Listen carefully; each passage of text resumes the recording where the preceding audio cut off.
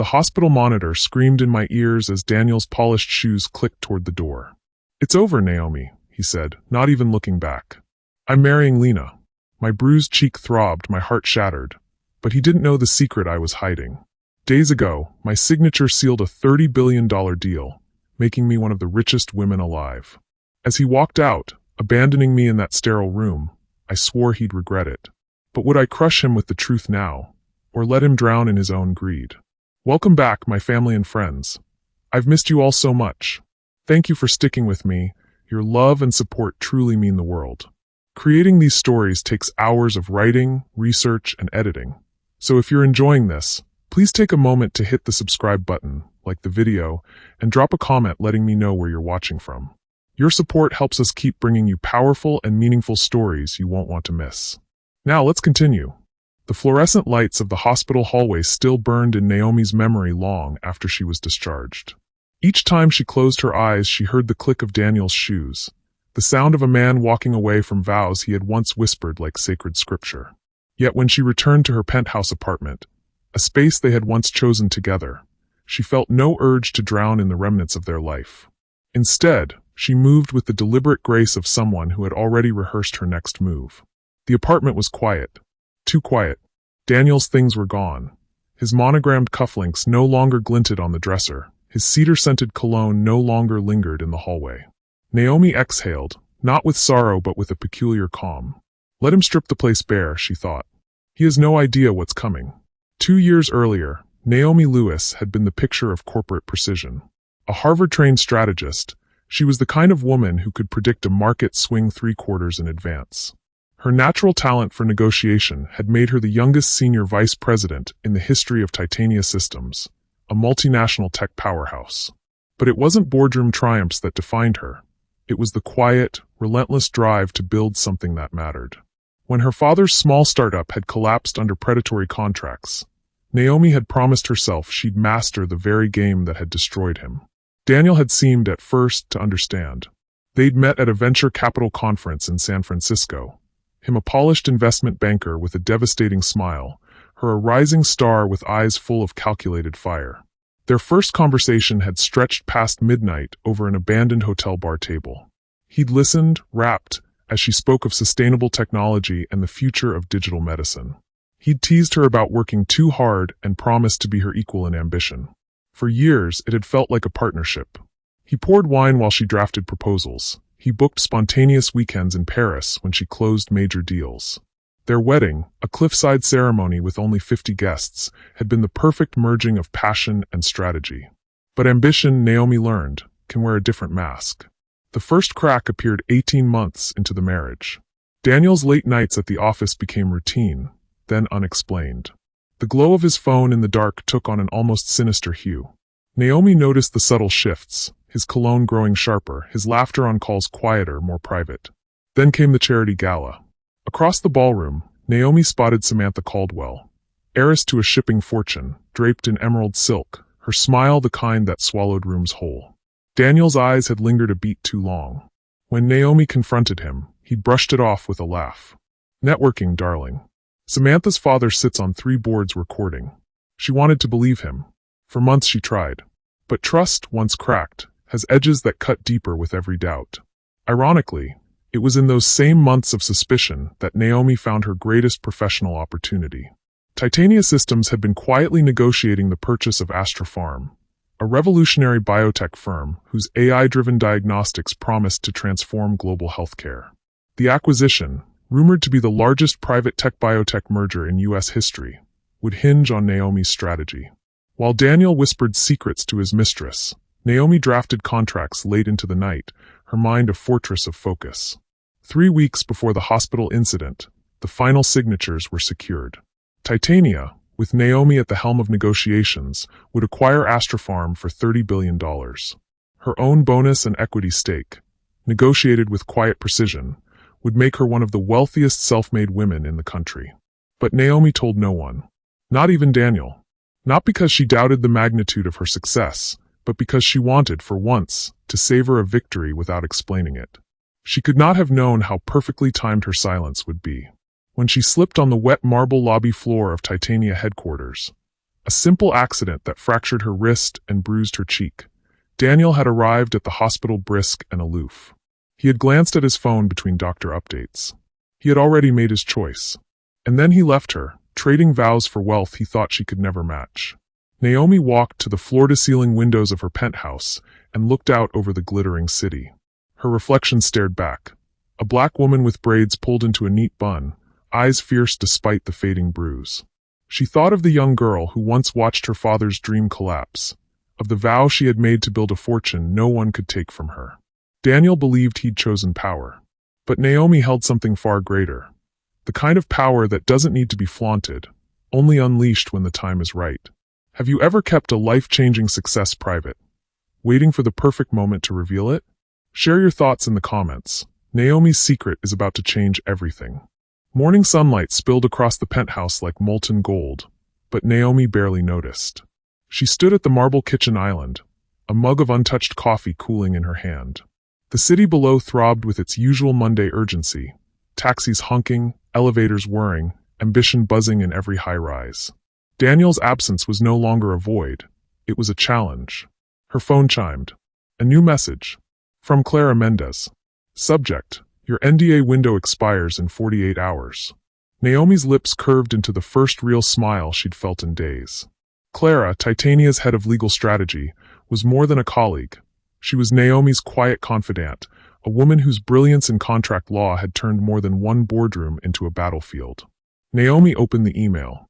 Inside was a simple reminder. If she wished to announce her personal equity stake in the Astrofarm deal, her private 10% share negotiated as both architect and risk partner, she had 48 hours to file her disclosure. After that, public filings would reveal everything anyway. 48 hours. A countdown not just to public recognition, but to Daniel's reckoning. The next text arrived moments later, this one from a number Naomi had not saved, yet knew by heart. Daniel. Paperwork came through. Divorce attorney will contact you today. I'll handle everything swiftly. For both our sakes. Her chest tightened, but not with grief. She set the phone down carefully, as though it were a live wire. The audacity of his clinical tone made her pulse quicken. For both our sakes. The man who had left her in a hospital bed was now dressing up betrayal as efficiency. Naomi inhaled, slow and deliberate. When she exhaled, it was as though she was releasing not just breath, but the last fragile thread of any need for his approval. Her reflection in the window caught her eye. The fading bruise on her cheek looked almost like war paint. She reached for her laptop, the keys cool beneath her fingertips, and opened a confidential document. Her personal plan for Astrofarm's post-merger strategy. She read the numbers again: projected valuation, market expansion, revenue growth. $30 billion. 10% hers. Daniel thought he'd traded up. He had no idea he'd traded away a fortune. The penthouse doorbell rang. Naomi blinked, startled. Few people knew her private address. She checked the monitor. Clara, in a tailored charcoal coat, a leather folder tucked beneath her arm. Naomi opened the door. Clara, what brings you here so early? Clara stepped inside with the quiet confidence of a woman who understood secrets. I was in the neighborhood, she said dryly, setting the folder on the island. And I figured you'd want to know that the press got wind of the merger early. Rumors will hit the financial feeds by tonight. Tonight, by midnight at the latest. And once that happens, every shark in the industry will know exactly how much stock you're sitting on. Your NDA gives you 48 hours, but you can go public whenever you choose. The question is, do you want to control the narrative? Naomi traced a finger along the edge of the folder. Her mind flashed to Daniel, his cold voice in the hospital. Samantha and I were making it official. Control the narrative. For years, Daniel had been the storyteller of their lives, curating their image, defining their success as a couple. Now, Naomi would write the next chapter herself. I want to wait until the papers are filed, Naomi said at last. Let him believe what he wants a little longer. Clara raised an eyebrow. A touch of poetic justice? Something like that. Later that evening, Naomi attended a charity gala at the Metropolitan Art Conservatory, a commitment she'd agreed to months before. She almost canceled, but then realized the event might serve a different purpose. The moment she stepped onto the marble staircase, conversation hushed. Naomi wore a gown of midnight silk, her braids swept into a regal crown. The bruise on her cheek, softened by a touch of concealer, lent her an unexpected aura of defiance. Near the champagne fountain stood Daniel and Samantha. Samantha's gown glittered like spilled diamonds, and Daniel, in a charcoal suit, looked every inch the victorious suitor. They noticed her. Daniel's smile faltered. Naomi offered a cool, brief nod before turning to greet the chairman of Titania's board, who clasped her hand warmly. "Naomi, we've heard whispers," he said, voice low. "Is it true? 30 billion. She smiled, a hint of mischief in her eyes. "Rumors have a way of exaggerating things," she replied. "But some whispers are worth listening to." Daniel's gaze burned across the room. Samantha leaned close to him, whispering something Naomi couldn't hear. Naomi lifted her champagne flute in a silent toast, to revelations yet to come. "If you were Naomi, would you reveal your fortune at the gala to make a statement, or let Daniel stew in ignorance a little longer? Comment below. Your opinion might match Naomi's next move." The city glowed in the soft haze of midnight as Naomi's town car slid through the streets. The gala's last notes of jazz still clung to her ears, but her mind raced far faster than the traffic. Daniel's eyes at the gala, wide, startled, almost accusatory, had been a quiet victory. He had not approached her, but she'd seen the flicker of unease when the Titania chairman leaned in to whisper. For the first time since that hospital room, Naomi felt the upper hand shift in her favor. Yet this was no time to be careless. When she reached the penthouse, she found a single white envelope tucked beneath the door. No return address. Her pulse skipped. Inside, on heavy cream stationery, one sentence. "You don't know the whole story. Meet me. Midnight. Pier 42. No signature." Naomi read it twice. Her first thought was Daniel, an apology perhaps, or a desperate attempt at explanation. But Daniel never trafficked in mystery. His betrayals were blunt, not poetic. Her second thought chilled her. Astrofarm. The deal had attracted competitors, and rivals could be ruthless. A warning? A threat? Naomi's heart quickened, but curiosity overruled caution. She slipped into a wool coat, tucked the note into her pocket, and called a car. Pier 42 was quiet, the East River lapping against weathered pylons. Sodium lamps threw pools of amber across the fog.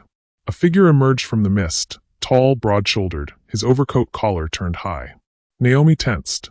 The man stepped closer, revealing a familiar face, Clara's husband, Marcus, a cybersecurity consultant who occasionally advised Titania.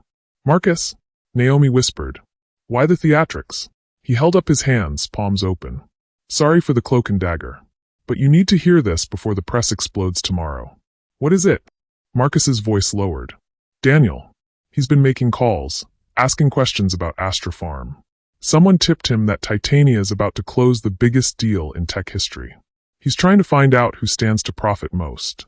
He knows you were the lead negotiator." Naomi's stomach tightened. "How do you know this?" "I traced a series of encrypted queries through a brokerage account, his." Marcus's eyes hardened. "If he learns about your equity stake before you disclose, he might try to contest it in the divorce settlement." Naomi's mind flashed to the smug set of Daniel's jaw at the gala. So that's why he looked unsettled. Not because he suspected her fortune, but because he'd just begun to sniff it out. She exhaled, the cold night air biting her lungs. "Let him try," she said, more to herself than to Marcus. "The shares are legally mine." "Ironclad." "Legally, yes," Marcus said. "But in the court of public opinion? He could spin it, paint you as dishonest, claim marital assets." Naomi's jaw tightened. Daniel had always loved narratives, the way a well-told story could bend perception. "Thank you," she said at last. "I'll handle it." Marcus nodded and melted back into the fog. Back in her penthouse, Naomi stared out at the glittering skyline. Daniel was moving faster than she'd expected. And the media storm, once it hit, would be merciless. She thought of her father's ruin, how competitors had twisted half-truths into weapons. She would not repeat his mistakes. Opening her laptop, she began drafting a personal statement for when the news broke. Something poised yet unassailable. Every word would be a shield. But beneath the careful strategy, a question burned. Why now? Why had Daniel's curiosity flared only after he'd left her for Samantha? Was Samantha pushing him? Was there more to this than greed? The next morning, Naomi's phone buzzed with an unlisted call. Against her better judgment, she answered. "Naomi." Daniel's voice smooth, deliberate. "We need to talk." Her grip tightened on the phone. "About what?" "The divorce papers you texted me like a grocery list." A beat of silence. "About your work. I hear things. Big things." Naomi's heart pounded. So Marcus had been right. Daniel continued, his tone softening. Look, I may have acted rashly. Samantha and I, he cleared his throat. I just think we should discuss how your success affects us. Financially. Personally. Naomi let the silence stretch, a quiet blade between them.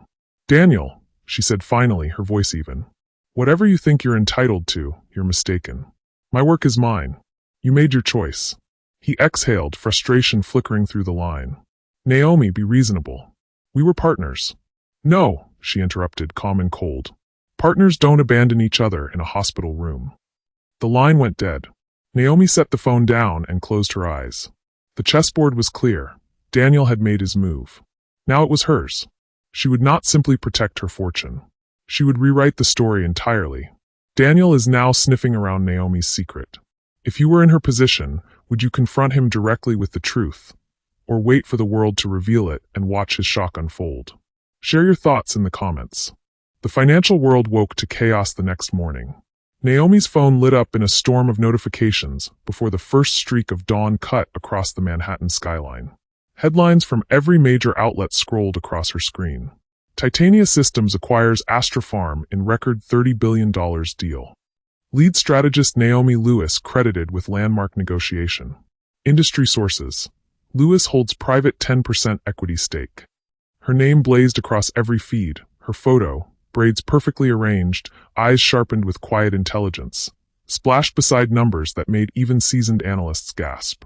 She barely had time to sip her coffee when the next headline struck harder.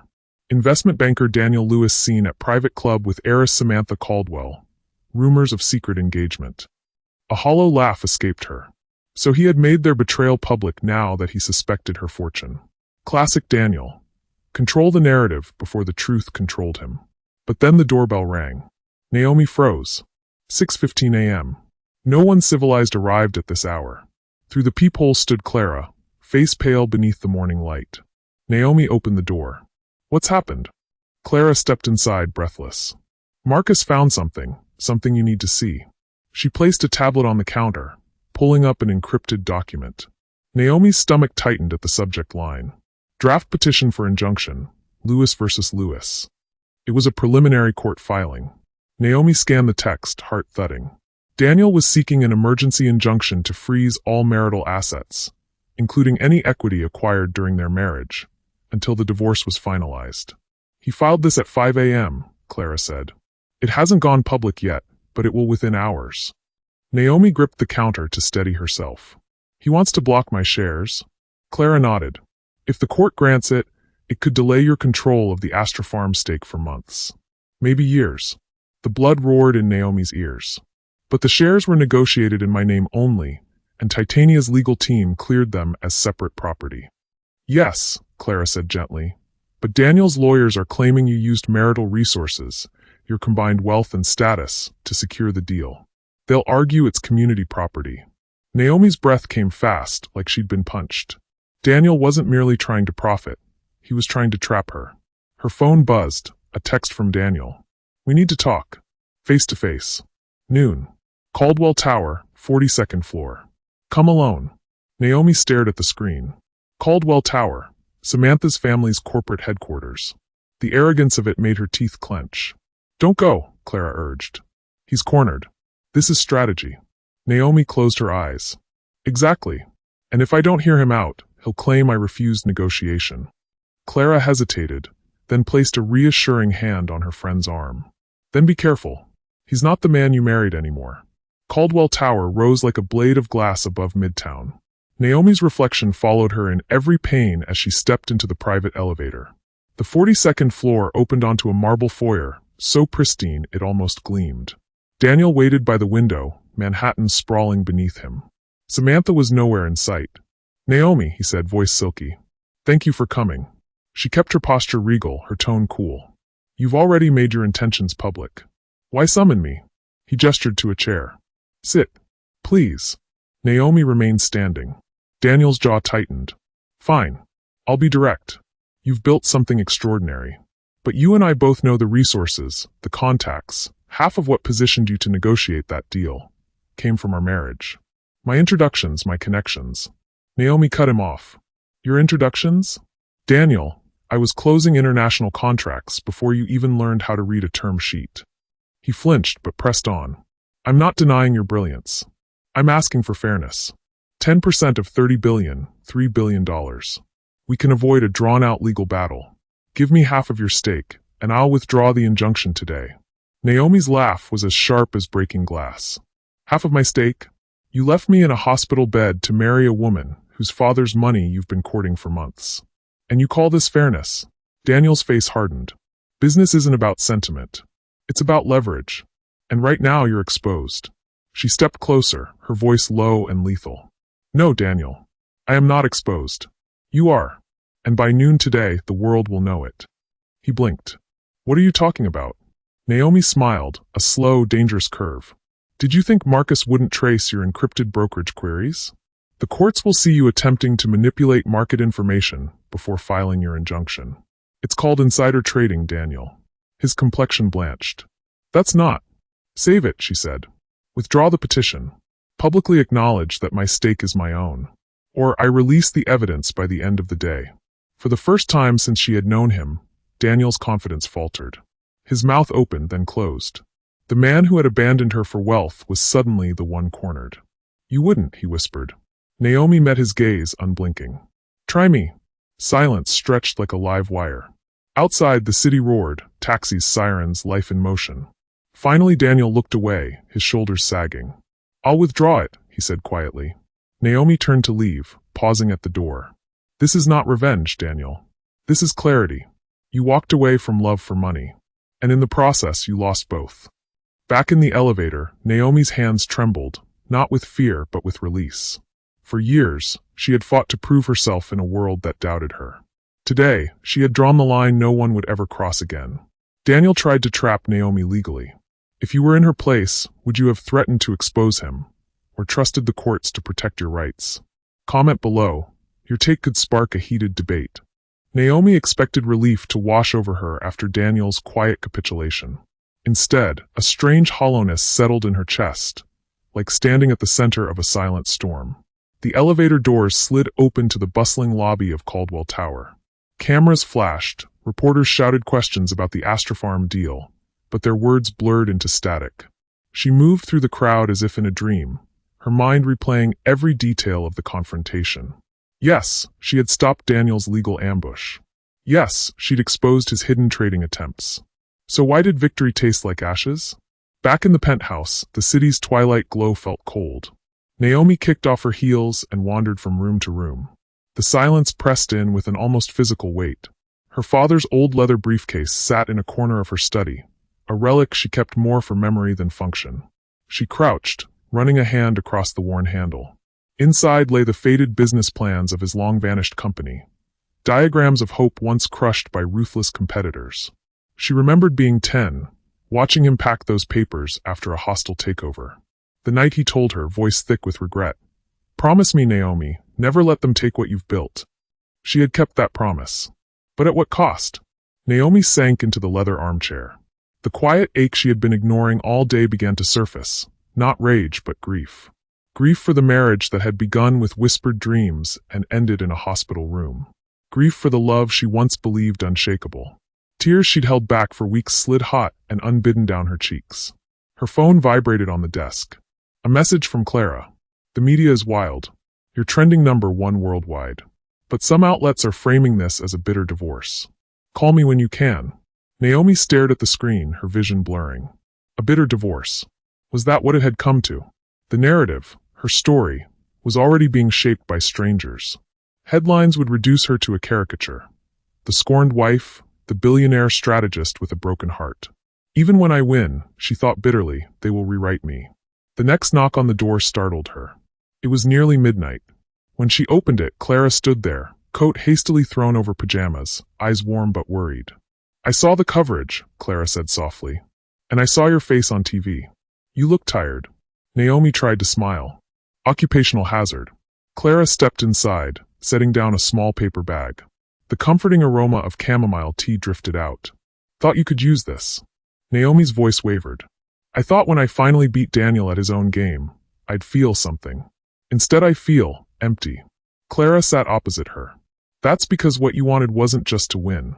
You wanted the marriage you thought you had. Naomi's throat tightened. And it was never real. Parts of it were, Clara said gently. Love doesn't become a lie just because someone breaks it. Naomi covered her face with her hands.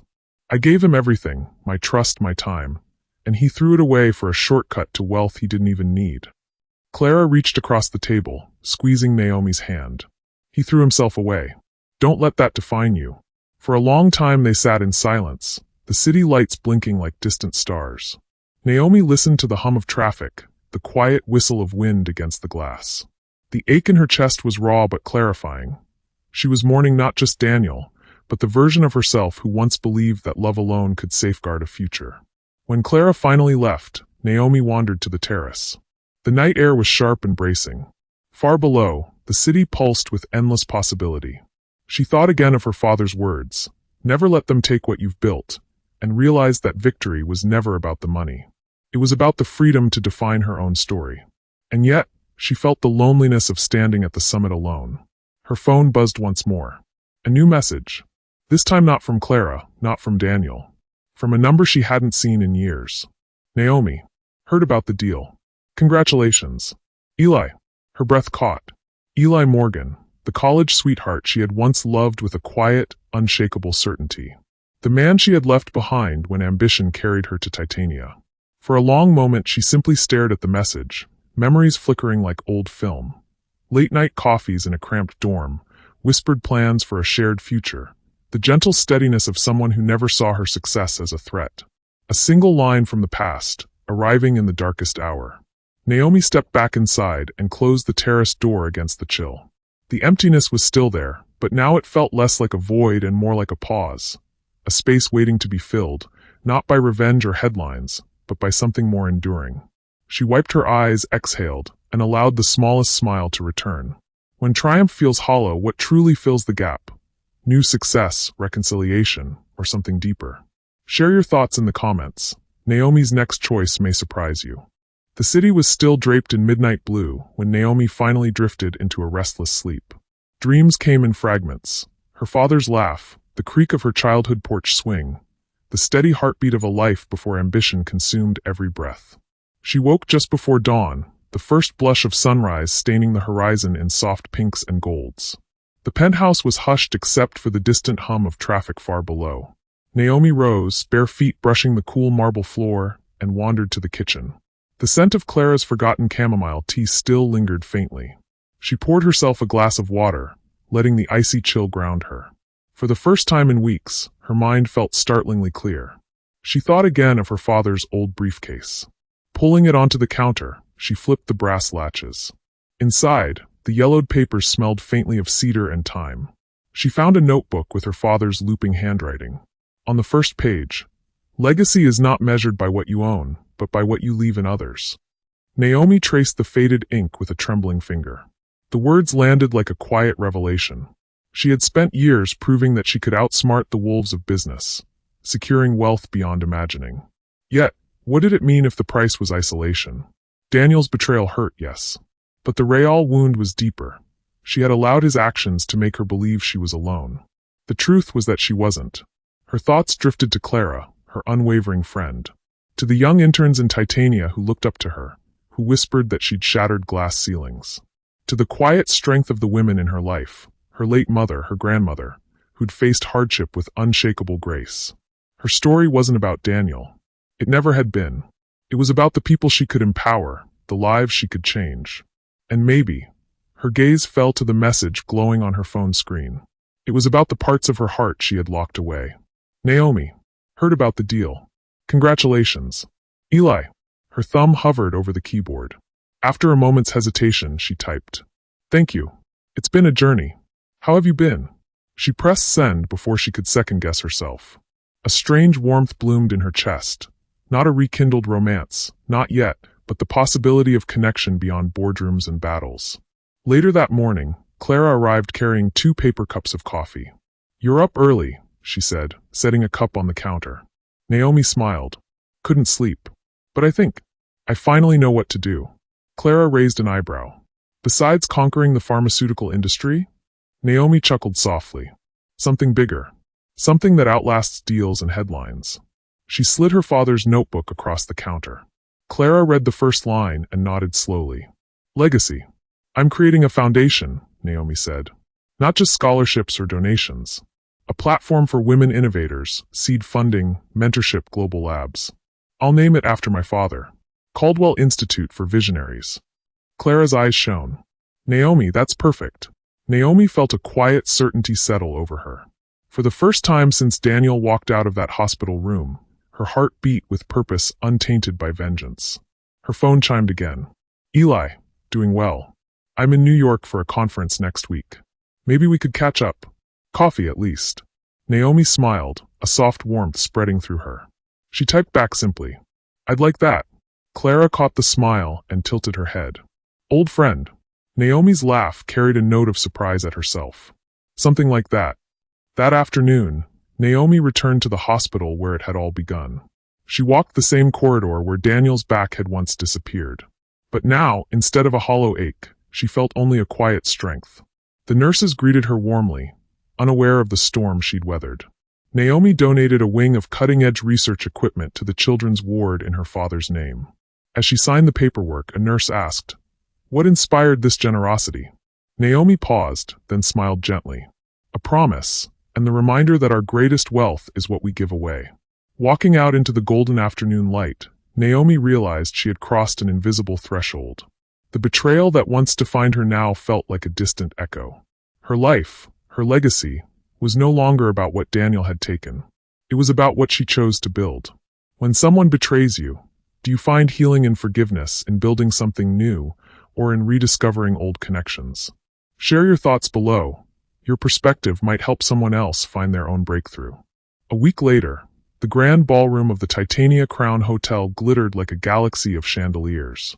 Journalists, industry leaders, and investors filled the vast space, their voices humming with anticipation. The Caldwell Institute for Visionaries would be officially unveiled tonight, and every seat in the room was taken. Naomi stood backstage, the soft rustle of her midnight blue gown like a whisper of the sea. For the first time in months, she felt the nerves of a performer, yet it wasn't fear.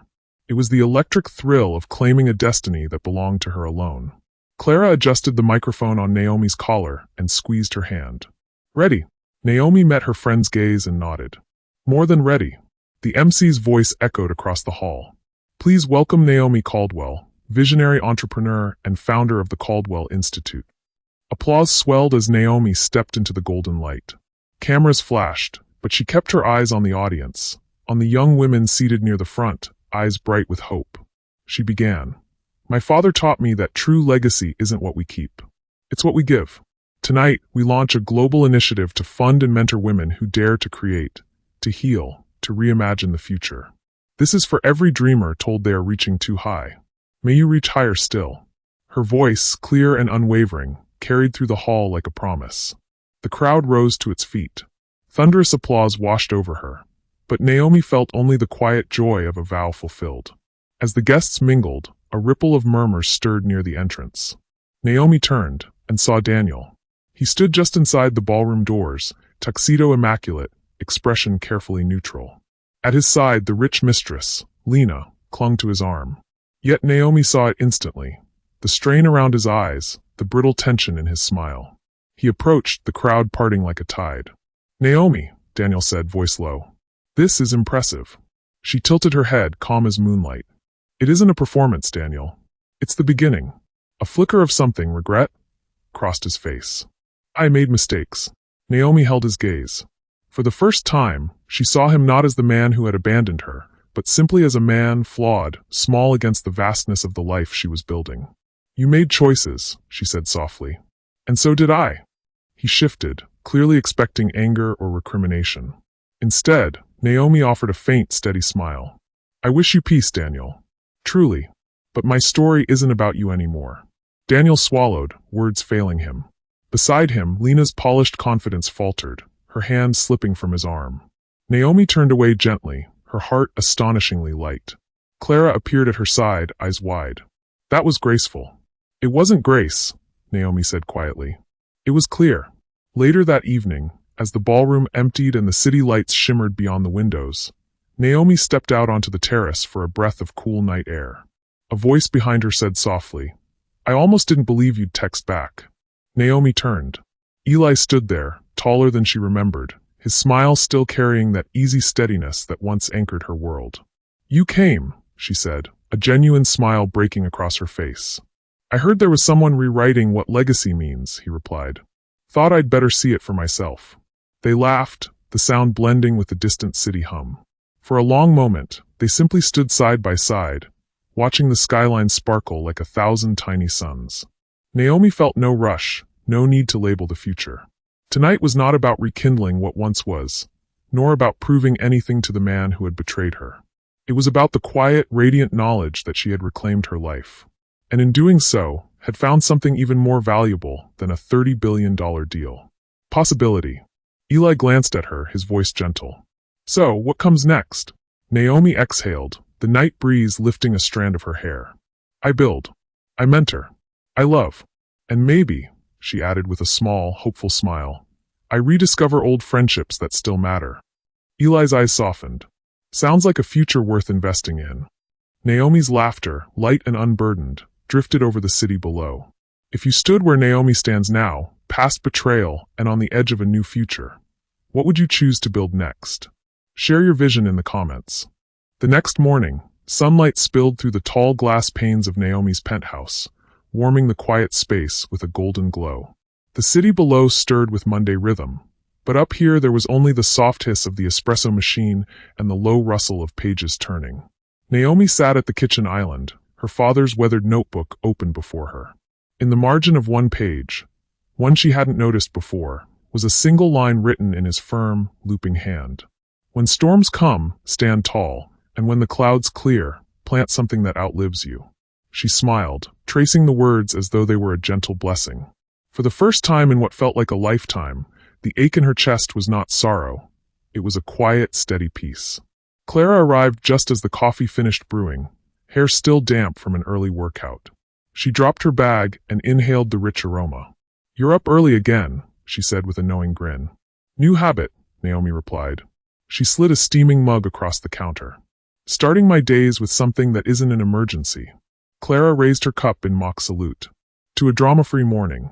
They clinked mugs, a simple ritual that felt like the beginning of something durable. Later, at Titania's headquarters, the building buzzed with renewed energy. News outlets around the world carried Naomi's speech from the night before, and the Caldwell Institute's website had already received thousands of applications from young innovators.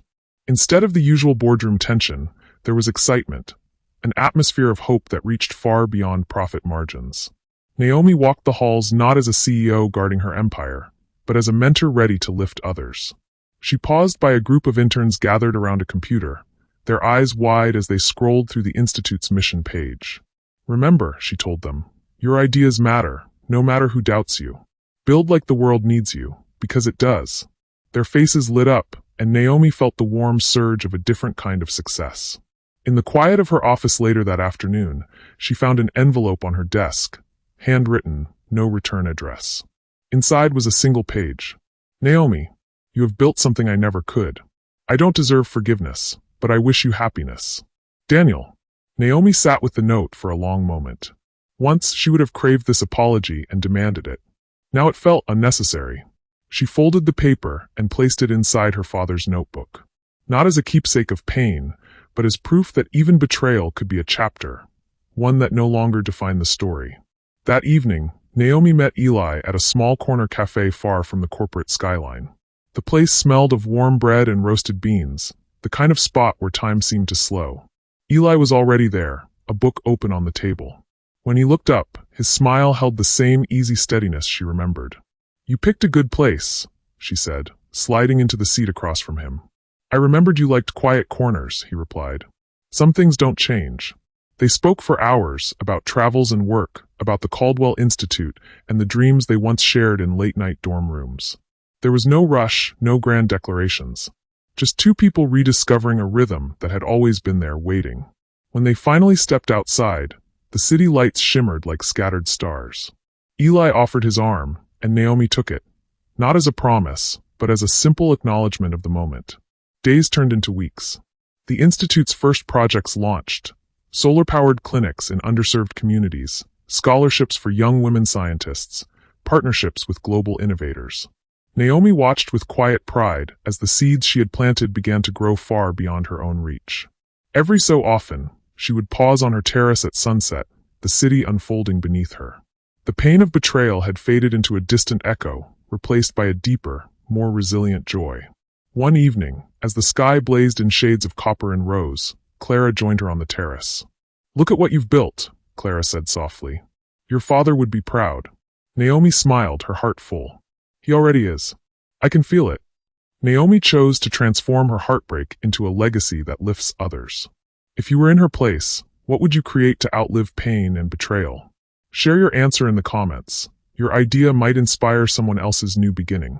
The wind stirred gently, carrying the sounds of the city's endless life. Naomi closed her father's notebook and set it on the terrace table. Storms had come. She had stood tall. And now, she was planting something that would outlive her. Thank you for watching this story to the end. If you enjoyed this story, you will surely love the next one. It's as interesting and even more intriguing as you can ever imagine. So do check it out. Click on the image showing on your screen right now to watch the next one.